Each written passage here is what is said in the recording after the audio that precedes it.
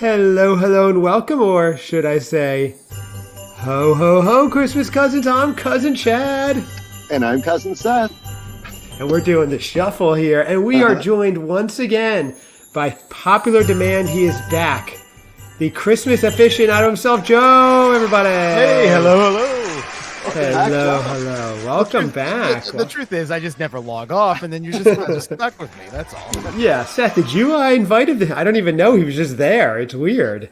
I just dump money into his account every month, and I'm like, just sit there. We'll need you. We'll call Oh, nice. when we're ready. But what was really weird was that he's actually in my studio live, not even on YouTube, like not even on a link. He's just live in my house. He made a very good cup of coffee earlier. Thank you for that, Joe. I appreciate it. You're welcome. Nice of him. Yeah, it was really nice. I help out when I can. Yeah, you a little noisy last night drinking scotch past the house's bedtime at 10 p.m., but that's fine. You're visiting. So. I'm sorry. I just, sometimes I just get a little angry when I watch a bad Hallmark movie. Oh, okay. Interesting. Well, we're not here to talk about a bad Hallmark movie. I think we're here to talk about a fantastic one, not to give anything away. Let's get right into it because we have a tight timeline here. Joe has a very important meeting with some worldwide internet executives. I think, Seth, they're working on worldwide web pages. It's a whole thing I'll tell you about later on. It's just internet. They're connecting like computers. It's the future, Seth. It's really cool. Yeah, internet, you're not going to believe it. Okay. Yeah, internet. Okay, we'll check it out. Yeah, okay. I would love to learn about this. Yeah, it's all one word. It's kind of cool. It's a web worldwide, that is. So anyway, Joe, tell us about it later. Confusing. It really is. Forget it. We're a bunch of Luddites over here. Okay, so we are talking about. We'll get into all the adventures with Seth going on in another episode because I know everybody's asking. We are getting into Three Wiser Men and a Baby. For those of you who are new to the show, I'm Cousin Chad. I love the holidays. I love the seasons. My cousin Seth was not doing anything, so I said, we've got to take a journey through all the seasons, celebrate them together, and record it in podcast. And we've garnered a huge following. Seth will go into the latest number of followers another episode because, like I said, Joe has a tight timeline working on this web that he calls it. I hope it's not a web of lies. But anyway. Sounding like it. It does. Joe, welcome. We are here. We are talking about a much anticipated sequel, maybe the most anticipated sequel in Hallmark history, Three Wiser Men and a Cousin Seth, as I call it. Some people call it Three Wiser Men and a Boy. This aired last weekend, Saturday, November 23rd, Cousin Hal's 50th birthday. Shout out if you're listening. Yeah, this stars, yes, happy birthday. The inimitable Steve Brandano. No, this stars Paul Campbell, Tyler Hines, Andrew Walker, and Margaret Collin, who I guess is the mom. Here's the synopsis, gentlemen. The story begins 5 years later with the Brenner brothers preparing for another memorable Christmas. In a crazy turn of events, possibly brought on accidentally by the brothers themselves, the director of Luke's son Thomas's school holiday musical steps down. Luke is desperate to make his son's stage dreams come true, so he enlists the help of his brothers Taylor and Stefan. Meanwhile, the trio navigates meeting their mom Barbara's new boyfriend. That's where we're at, everybody. So let's get right into it. First of all, the big question on everybody's lips, Joe. I know you watched it. We know what the next question is. Cousin Seth. Did I watch it? Did you watch it? Yes, and to completion. Oh, you did? Oh, good. Wow. Okay. Absolutely. Wow. I don't do things half-assed. No, you don't. No, you don't. I don't even know what. I don't even know what you're up to. I'm getting texts from an aunt of ours saying, hey, I was invited to this thing at 8 p.m. the Christmas cousins are doing. I'm like, we have nothing going on at 8 p.m. Please refer this to Cousin Seth. But we'll talk about that later because I have no idea. It's Central Time. It's 7 Central Time. I thought I put that on there. So I'll go out and make the updates and the corrections. But yeah, it's listening now. It's 7 p.m. Eastern, although this will air after that. It's a weird like time space continuum thing. So anyway, here we go. Eastern. Oh, okay. Wait a second. We must have not discussed this, but okay. So Joe, changes to make. We must have not discussed it. Seth said. I think I was absent from that meeting. Or all the emails that went back and forth. Or the promises of Seth doing the promotional graphics that we're still waiting for while this airs tomorrow. But okay. And a few unexpected things come up. Yeah, Glühwein, Christmas beers. Yeah, I know. He's out there gallivanting around Chicago while Cousin Chad's is in the trenches doing all the work here, Joe. But that's how we do it here. That's why he's the superstar and I'm not. So let's get into it. Holiday vibes check, overall feelings. Joe, was this movie, Three Wiser Men and a Cousin Seth, as magical as Christmas morning or more like unwrapping socks? I think I have a feeling what you're going to say, but let's see. Give us your verdict. So this was a very worthy sequel. I enjoyed it a lot. I had some issues with it, but overall, I think they did a great service to the first film, and I would look forward to a third one. Ooh, interesting. Okay, I like that. That's a muted enthusiasm. Seth, he curbed his enthusiasm, but he liked it. And you love Curb Your Enthusiasm. But did you love this movie, Seth? What a segue! Hello. I did. I liked it a lot. Wow. Yeah, there was a couple midway. It kind of dragged a little bit, but it caught back up. But yeah, I watched it with Mrs. X. So she might have bailed out a little quicker than I did. Right. We didn't bail out. We fell asleep, but not because it was a long day. Again, we've got a lot of things going on. Apparently. So yeah, I really I didn't bother. I didn't go back and check, but did Paul Campbell write this? He did. He and Kimberly Sustad, who plays the doctor in it. She's also in these Hallmark movies. Okay. She's in it as well. She's the so she wrote it with him. No, they didn't. They didn't? No. Oh, that's right. This was written by Russell Hayman. Russell. That's right. Oh. That's what I was saying, Joe. The first one was written by Paul Campbell and Kimberly Sustad. Joe, there must be technical difficulties here. That is exactly what I said. That's what you heard, right, Seth? That's a weird delay. Yeah, there's like a delay, and then it completely flips what you said. Oh, so they didn't write the sequel. He did? Yes. Oh. They may have probably contributed to it, but he's the credited writer. Okay. Well, let me call this credited writer out. He's been reached out about joining a beer review and has not gotten back to anyone in our organization. So maybe I don't like this movie. How about that? How about them apples, huh? Right. So, but okay. So Seth, you liked it. You fell asleep. No, great review. It was late. We watched it later. We didn't watch it when it originally aired, so we watched it. I said last night. And it was a little late, but yeah, no, really liked it. I liked all their characters. I liked that Mrs. X was not attracted really to any of them. Oh, nice. So she lied well. Yeah, exactly. What? Right. I thought it was good. I liked Tyler Hines in it. He's good in a lot of stuff I've seen, but he plays good character. He plays a good caricature of himself. Right. The girl, the love interest, yeah, she played opposite very well. So, yeah, I enjoyed it. Wow. Okay. Yeah, that was interesting. That whole interplay with the Tyler and like his counterpart, that was very much like him. The bigger story there, Joe, was she didn't find any of them attractive. She resisted even Tyler Hines' charms. I guess so. So let me clarify. I just looked on the Internet Movie Database real quick, and Kimberly and Paul are also credited as writers. So we were both right. Okay, gotcha. Okay. Breaking news: we were both right. Okay. And also, I guess I'd add a little more clarity to the thing. So she said, I don't know. Does Andrew Walker have a loyal following of walkers? White Walkers? White Walkers? Yeah, I don't know. He does. I think so, but not as big as Tyler's. So she said his head kind of looks like an eraser a little bit. Wow. And she gave an example of something I didn't. So that got out.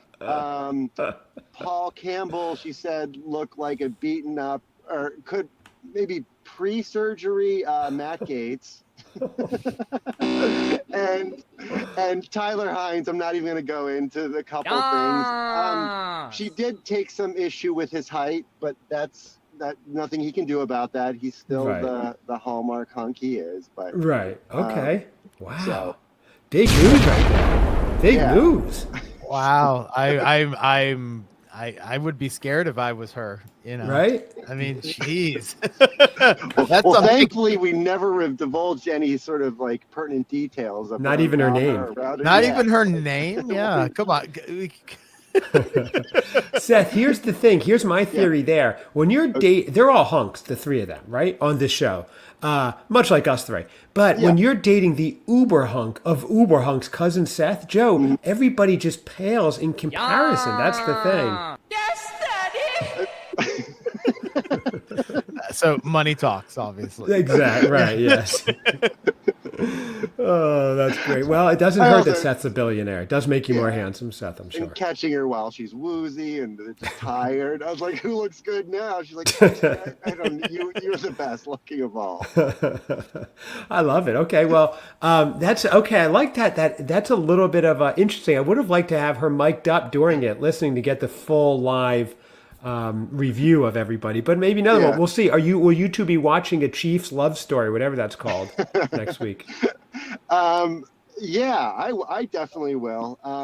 Because yeah, I say one of my they were I sent, I don't know if I sent you guys a picture, I think, but I'm Yes. very excited. We're all big, huge Howard Stern fans, so to see Richard Christie in the trailer for it was very exciting. So Let's go Chiefs! Yeah, that's awesome. That's so funny. Your worlds are colliding, Seth. Stocking They are. stuffer moments. Your favorite parts, Joe. I'm keeping us on track because you're out of here in 15 minutes. What were your favorite parts? So I think I really liked the ongoing joke that they did with Roy, and he's good with his hands. I thought that, and they didn't. They did it a couple of times where they said, "Oh, he's good with his hands," but then they would also kind of hint at other things and stuff, not by keep saying he's good at his hands, but oh, he did this and look, does this so well and stuff like that, because it was always adding into our mom's boyfriend Roy, and even the Right. name was just perfect. I did like that, even though I really love Ali Margaret? Ali, Is no, that her name? the first in the first movie, Tyler Hines has a love interest, Ali Liebert, Okay. and who's played by Ali Liebert, and she's not in this one, obviously. They gave her a new one played by Erin Carpluck. I'm sorry, Carpluck, Okay. and she's like the one who's just basically him. I mean, Right. Which was funny. That was very and that funny. was great. I loved all of that. The moment when he turned around and you see her at the keyboard and she's got the candy cane hanging out of her mouth, I was like, Yes. okay, this is going to go somewhere. Because Right, truthfully, right. it started off a little slow for me. And then it got a little goofy, and that's when I enjoyed it. Oh, The okay. goofy parts is what makes this movie work. Yeah. It's not the relationship, because truthfully, there is no new relationship other than Tyler and this woman. The other two don't really go anywhere. Right. So that was my we'll save that. But I really enjoyed the Roy discussions, because I thought that was great. I Okay. really liked that they gave Tyler a new love interest that was basically him. Right. And it was, I don't know, it was just the combination of trying to come up with a story that involves all of them and the boy. I thought they did a pretty good job on it. I agree. I like that. No, I think you're right there. That's a good point, because it was so different from other Hallmark movies that it wasn't this linear love story that we're watching. Cousin Seth, favorite parts? Yeah, no, I liked overall like the playfulness of it. Like when Yes. they were kind of doing at least like little caricatures of themselves. Paul Walker or Paul Campbell's character. They kind of more pronounced. What is it? Like. His anxiety that he had? That he Yeah, exactly. So they kept playing that, and then with Tyler Hines, and then Andrew Walker seemed to stay the same character. But I liked that when they were kind of just having fun with it, and it was playful. I did like when they went back to they went to the school and they're in the principal's office and he's there, the old, he's got the Same oxygen principal. tank. Yeah. Yeah, it was kind of cool. Do you know what he was from? What sitcom he was a teacher on? I know Joe will probably know. Did you, Seth? No. Joe, did you know? I don't. He was the teacher on. Oh my gosh, my wife remembered the name of it. It was they were all in high school in like the early 90s. I think he was the teacher. Oh my gosh, head of the class? Is that what it's called? Really? Head of the class. No, Or is that's that it not was it? not head of the Okay, class. not head of. It is not. This is the second time I could be wrong. Degrassi? Not Degrassi. I don't know. She knew. I looked it up, and that was it. Let me see. Hang on. Oh. Let's see. Oh, it's not head of the class. It's definitely I repeat, definitely not head of the class. I don't know. It was some show or other. But anyway, oh, wait, are we sure? Wasn't this guy a later teacher? Now I'm looking at the picture. Maybe it was. You're talking Hang about the principal. Yeah, the guy who played the principal. Hang on a Wow. second. Because now I'm looking at the picture. I think it is him. Or maybe it's not. I don't know. You know what? Forget it. Who knows? I don't know. My favorite parts were both of you giving me your favorite parts of the movie. Let's move on to. I really did like. There were a lot of parts I actually just like laughed out loud. My favorite part was probably, I thought it was very clever. Tyler leaning into kind of, poking fun himself a little bit when he's like, oh, he's trying too hard to be cool. And then he goes to her, do you think I'm cool? Like, that was cool. He was kind of vulnerable with that. I like that. Yeah. Lump of coal, your least favorite part. I would say that was when, if you can find out when you fell asleep, Seth, I'm guessing that was your least favorite part. Well, I know when we fell asleep, and it's weird. I mean, it was too much anxiety, but it was right after they have the electrical shortage or fire in the from plugging in all the inflatables and stuff at the performance. We fell asleep right then. So maybe the anxiety of the stress of that. I have to go to sleep now. Wow, you fell asleep at the exciting part with the firefighters and everything. Okay. Yes. Joe? Yes. I'm sorry. No, go on, Seth. No, go. I was, Okay. Least favorite. You can't have more than one favorite, Richard. Okay. So my least favorite part is something I hinted at a little bit earlier here, was that Paul Campbell's relationship and Andrew Walker's relationship with the mom were basically non-existent in this film, other than Paul Campbell's girlfriend. I don't remember any of their names, but she wanted to get married and she just kept hinting at that. Right. And he was like, oh, I, kind of didn't know, not sure if he wanted to or not. Seth can relate. And then Andrew Walker's, he's married to the mom of the boy, who abandoned her baby in the first film. They never really gave a good a reason why she dumped her baby and left. But then she dumps her baby again and leaves. Right. Exactly. So, I mean, she at least made sure somebody took care of him this time, and she was on a business trip. But it seems like, they wanted to focus on the three guys, and I think you can do that, but you don't have to send away one of the characters. You don't have to. They basically got rid of Tyler's relationship so that he can start a new one, which was fine. Every relationship works out, and I think that's a good part of the Hallmark movie, because again, Hallmark sequels traditionally suck because you've already gotten in together at the end in the first one. And then what else is there to do in the second one other than break them up again and get them back together, which is not something anybody wants to see. So I think they did a disservice to the other two women because they didn't really get anywhere. I mean, at the end, spoiler alert, Paul Campbell's proposed to his girlfriend, and they're going to get married, which leads to the third film, maybe. But Yeah. everybody was still in the same place. Yes, At the end 5 of this years movie. had gone by just to age the kid, but it was literally like Paul Campbell, not Paul Walker. He's in Fast and the Christmas. How many times did I say Paul Walker? Did I just say Maybe one? every time. I don't know. But We yeah, need you're a right. tally at the bottom every time one of us says it. Yeah, really, do a shot. You're exactly right. It was like they didn't really know each other at the end of it. And it was 5 years had transpired because the kid aged, but it was almost like their relationship was still there. Like 5 years later, she's still begging or wanting to be married so badly. I don't know. It wasn't. I got you with that. Like it should have grown and beyond. They didn't seem like they knew each other. Their chemistry was a little off. So I had to choose myself between that zero growth, the flimsy plot line that the film director, the play director left. Like, okay, I don't know, flimsy but funny. So okay, but I didn't like when Tyler's whole thing was he'd rather live in his mom's basement at like 40 years old than quote unquote sell out for a major deal for this development game. Like, I don't like when people turn down, as John Lennon says, you took your lucky break and broke it in two. I don't like that. It's like, what is selling out? Get your game out there. So you're living in a basement. No one's playing it.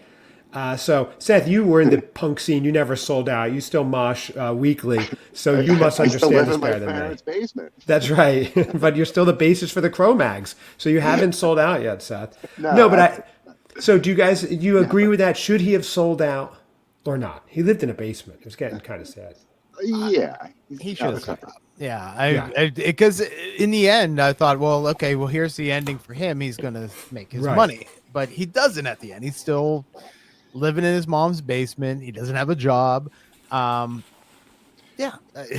Yeah, and I mean, Sell what does Right. selling out for him look like? I mean, he's a behind-the-scenes guy. Right. He gets all this money, and no one still is aware of him. Right. He had to change his game. Like, I don't know. So what? Like, well, I don't know. Like, what is this game that's such a big deal? Do you have to change and make Bowser a nice guy? Like, okay. Right.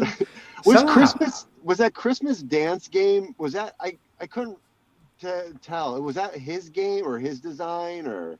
He said Something- something like, "Oh, I designed this or did this or something like that," but I'm not sure if that was real or not. Or a pickup Like- line. Or Yeah, a like pickup line, yeah. Mad Riz. And I also didn't understand when he's walking in to his apartment. Yeah, when he's being evicted, he's carrying a guitar case and he used it to hide himself. But it was just Right. there was no connection to what was he doing? Was he playing a gig? Is he a musician too? Right. And what Actually kind of part the guitar? storyline? Yeah. What kind of guitar was it too? We all play. So, Absolutely. It Se- was, yeah. weird. Seth warned me because I've been sending him pictures of guitars lately. He's like, it's a slippery slope. Don't start buying them. But anyway, so what about the weirdest, most ridiculous moments? Because we're tight on time here. Seth, I see Joe looking down. So Seth, you want to go? Do you have a weirdest or most ridiculous moment? No, I guess I would kind of have to piggyback on what Joe was saying with the girlfriend or the kid's mom. I didn't even remember. Excuse me. I didn't even remember her from the first one. And then it was like she showed up there. I'm like, oh, maybe he's dating a different girl or whatever. I didn't get that she had any connection to the kid. Right. Or she could have been like the girlfriend or possibly like the stepmom or something. Did like you, that. Seth? You saw the first one because that was before your journey started. That was 2 years ago. No, we all we watched cover it? it. Yeah, We I'm did? pretty sure. So maybe I guess it wasn't when it originally came out, but yeah, we definitely watched the first one. Oh, okay. So we watched it last You year. watched it during the Heineathon. Oh, thank you, Joe, as our Okay. CCP historian. Thank you. All You're right. Okay. I thought you went on your own and watched it, Seth. Joe, what about you? Any weirdest, most ridiculous moments besides being right now with us? So This is a little I think my surreal. weirdest moment is that they are told they have to take over the play, and that I thought was great, but the way that they got there was dumb and weird. Right. It's the same way with this for the first film, like how she just abandoned this baby and they took over and took care of the baby. Why put a little bit of reality to it? Like, what if Andrew Walker's character was already involved in it and he loses like the helper, and so he Right. brings his brothers in to help him. Like, why a principal would never say, "You guys destroyed everything, so now you got to fix it."